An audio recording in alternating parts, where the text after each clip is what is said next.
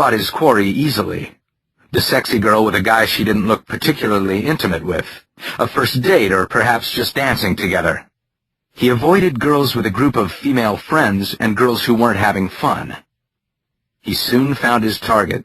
The girl was gorgeous, perhaps 17, thin-waisted, but with a good rack shadowing her exposed midsection. Strands of glow stick circled her belly and neck. It reminded Greg of Mardi Gras, and that was a good sign. He motioned to a couple of security guards and moved toward her. He timed it so he and the guards converged on the dancing couple. Greg tapped the guy on the shoulder, which sent him twirling around defensively. Greg held up 2 neck badges clearly marked All Area Access. Smiling, he looped one around the guy's neck. Few symbols have more power over the Western teenage mind than the All Area Access badge. The guy glanced at the uniformed security guards and evidently felt reassured. Greg, meanwhile, draped the badge over the laughing girl's neck. Her cleavage glistened with sweat. Greg leaned over and yelled into the guy's ear, "Your girl is fabulous, man. She should be dancing on the top floor, not down here." With that, Greg slid a couple of pills into the guy's hand and nodded his head toward the girl. He motioned for them both to follow and led them through the crowd as the burly security guards made a path. They soon reached the base of a steel staircase leading up to the DJ tower. It was roped off and flanked by a couple of bouncers.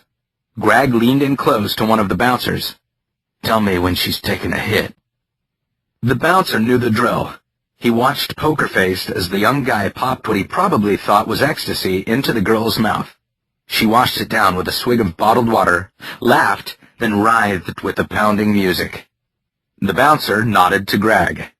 Greg nodded back, and the rope was withdrawn to let them pass.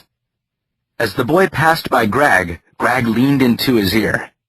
"Play your cards right, man, and I'm gonna get you laid within the hour." The guy smiled back and gave Greg what the kid probably assumed was the universal playa's handshake. Greg watched them go. They were now in the holding pen, a controlled area where he could further reduce her inhibitions. The prostitutes there and Checo's men would make it all seem completely acceptable to go wild. Greg had successfully separated her from her support system. The rest should be easy. He was already erect in anticipation, but a little patience was required. Greg walked the perimeter for a good 15 minutes before heading back to the holding pen. He found the girl dancing on the mid-deck with a crowd of perhaps 20. Most of the women there were attractive and scantily clad, but these were Checo's whores and were of no interest to Greg. The 17-year-old target was laughing as her date danced between 2 women in G-strings. The girl was evidently flying high. On meth, the laser lights, the trance music, and the writhing motion were said to be hypnotic, accompanied by a surge of sexual arousal and perceived invulnerability. Or so Greg heard. He didn't take drugs himself. Greg radioed the security guard in the DJ tower. He couldn't even hear himself talk, but he knew the guard would hear. The guard looked out and saw Greg wave his arms slowly, then point at the girl dancing nearby. The guard leaned over to Mixmaster Jamal, and the DJ looked out at Greg. He nodded, and then snapped his fingers at the light board operator. Greg leaned over to her date. "What's your girl's name?" "Jennifer." "You want to see her tits?" The guy stared for a second in dumb amazement, then burst out laughing. "Hell yeah!" Greg spoke her name into the radio and moved forward. A spotlight shone down onto Jennifer, and the DJ's voice came out like the booming voice of God. "Check out Jennifer! Is she hot or what?" A roar of lust arose from 1,000 voices. Jennifer laughed and looked back to see her date and those around her shouting encouragement.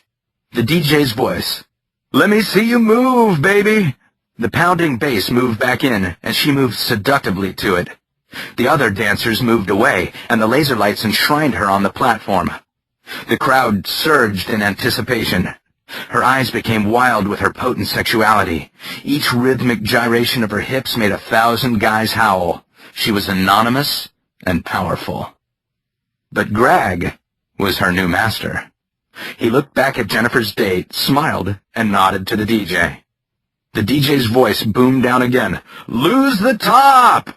1,000 voices roared and took up the chant. The chant quickly fell in line with the music. "Lose the top!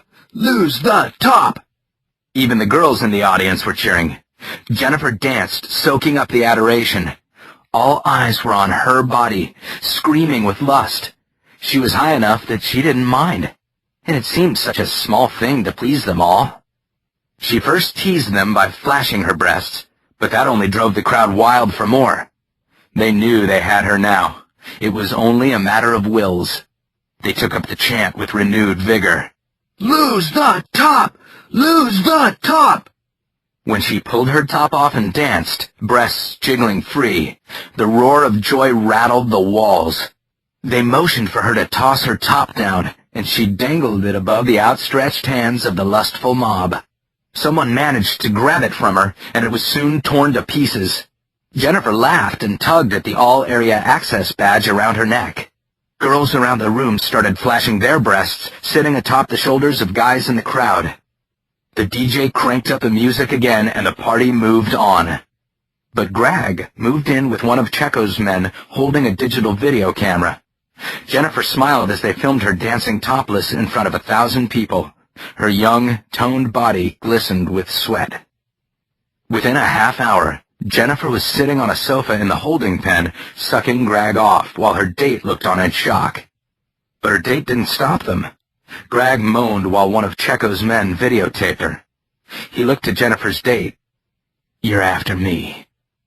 When he ejaculated into her mouth, Greg felt a rush of power and sexual release. This was his drug. Greg didn't like whores. He liked to turn women into whores. The feeling of power was every bit as pleasurable as his ejaculation, perhaps more so. The fact that he was making money off this girl by doing a live porn webcast for Checo's website was even sweeter. She was being broadcast to the world, and the file would never go away. Greg made sure he was never filmed above the waist. As he moved away, he yelled, "Bukkake!" and a dozen men surrounded her. She was already sucking on her date's cock. The meth was working its magic on her as the cameraman zoomed in. Greg zipped up his pants